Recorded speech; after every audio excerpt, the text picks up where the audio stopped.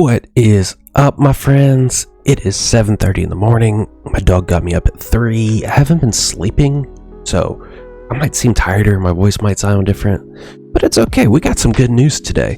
So if you guys aren't already, you should be subbed to the Idola Phantasy Star Saga or Idola Phantasy Star S subreddit. Actually 4 hours ago, so at 3:30 when I woke up. Maybe Luna was onto something waking me up then. Boltrend Games themselves put a post out there that said, "New chapter incoming. The adventure to the Forbidden Island. The further you go, the closer you get to darkness. Chapter 9 will be released next Tuesday," which today is Friday, right? 2020 problems. So in about 5 days, we will be getting new content, Chapter 5, which is about a week and a half after release date. Guys, that's amazing. Maybe 2 weeks? I don't know. Time. 2020 problems, remember? Anyways, that's amazing. So I've been doing some digging, and it seems to me like Chapter 9 came out in April 18th, 19th, somewhere around that time period of 2019. So we're more than a year and a half behind this content, but this game is about 2 years old. So we're already about a year into, or we're about 6 months to a year into the content cycle of this game. So what this can tell us actually is that they are pushing us through this content very quickly.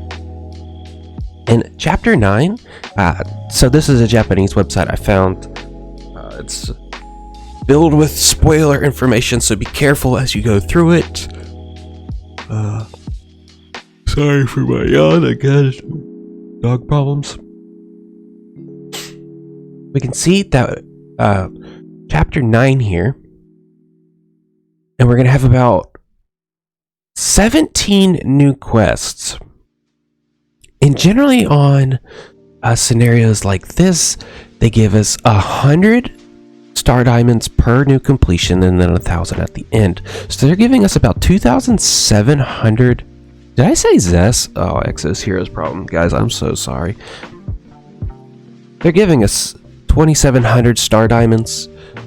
We recommended level 63, so those of you that are doing recommended level 80 dungeons right now, that you're still going to be able to breeze through this content. And I don't exactly know. It's very hard for me to find information on these. If you guys do have a link, as we can see, NPC Windows only is going to be accompanying us.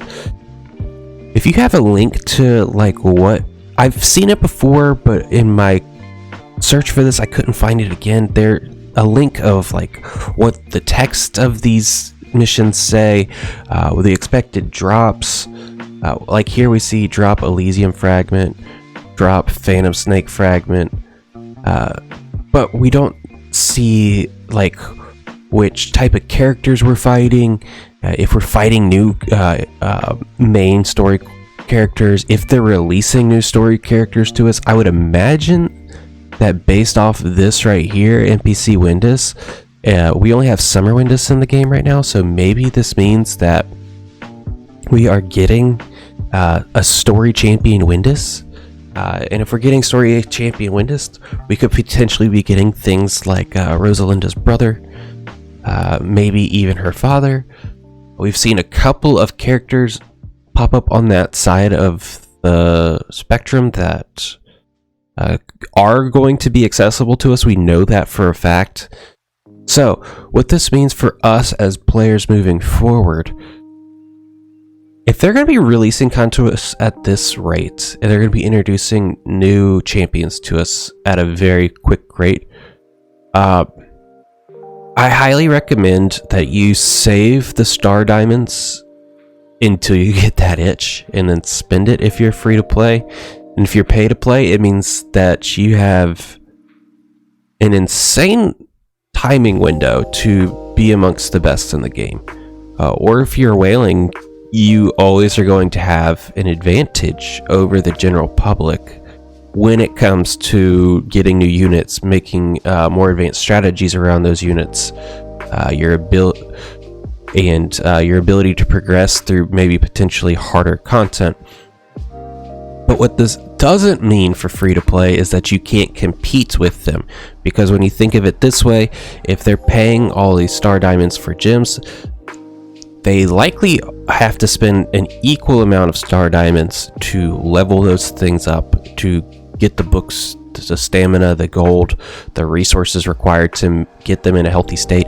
And the base units, your Stellas, your Jaspers, your Sashas, your Camphors, your Popos, your Walters, like there's a bunch of units that are going to stay in the meta throughout the entire cycle of the game so far.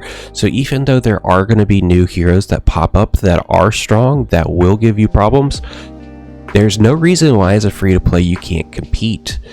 But I do recommend that you take these new characters in stride as a free-to-play player.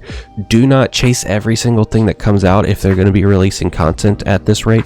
Maybe stick to the special banners. They seem to be releasing those in 2-week cycles as well. They gave us Summer Windus unannounced, so they'll probably give us Summer Flamey here in about 2 weeks as well. Maybe they'll drop it on Tuesday even. So, be careful with your star diamonds. There isn't enough to go around once you complete all the beginners, but the game is still incredibly fun. They have a ton of content to release to us, so there's still a lot that you can enjoy. And in all honesty, that's perfectly fine.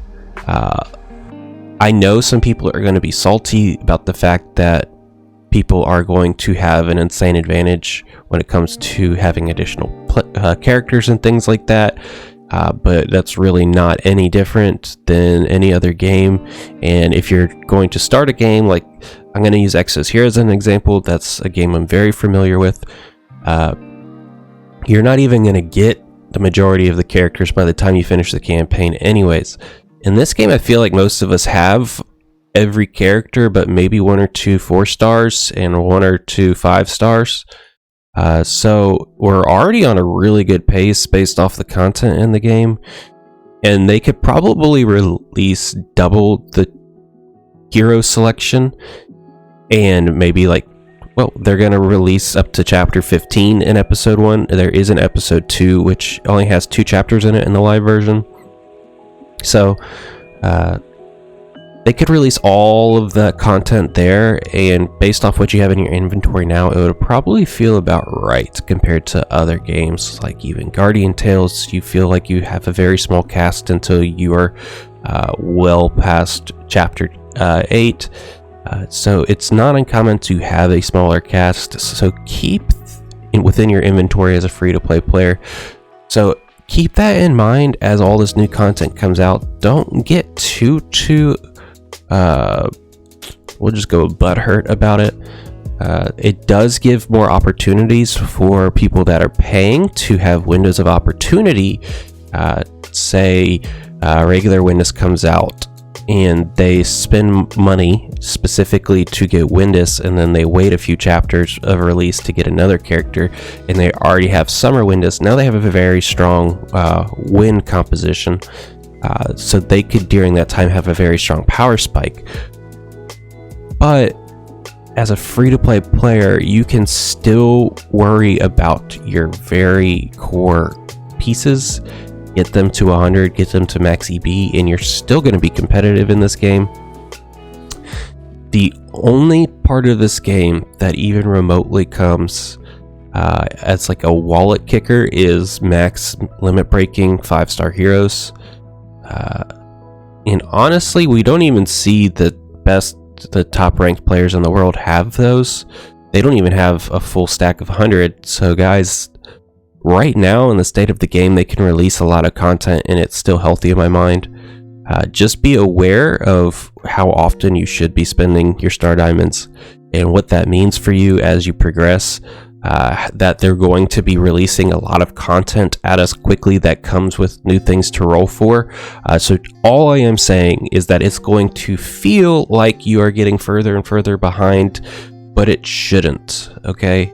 They're probably going to release all of episode 1 to us quickly, and then probably sometime next year we'll get episode 2. So,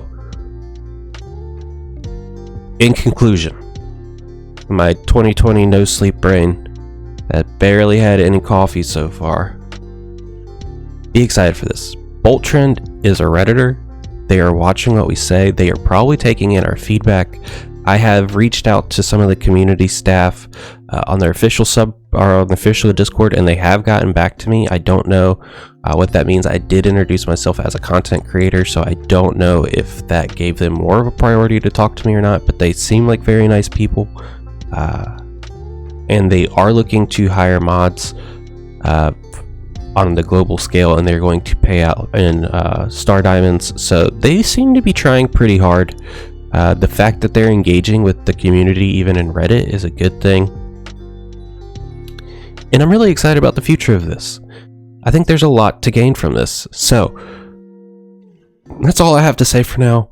I do have quite a bit of videos that I am still editing that are coming out, one of which I promised to y'all is my law tier list. That'll be coming out sometime after this. I do have more arena plays, I have my Windows rolls, and yeah, we have a lot on the horizon. So if you're not subscribed, I don't know how you made it this far in the video. Honestly, this is kind of like a doo-doo brain, half asleep type of rant. But yeah, feel free to subscribe, like, leave comment below. I really hope to stay on the grind with this game. This game is one of my favorites right now. It's probably my second favorite gacha of all time at this point. And I really hope to be able to stay on this grind for a while.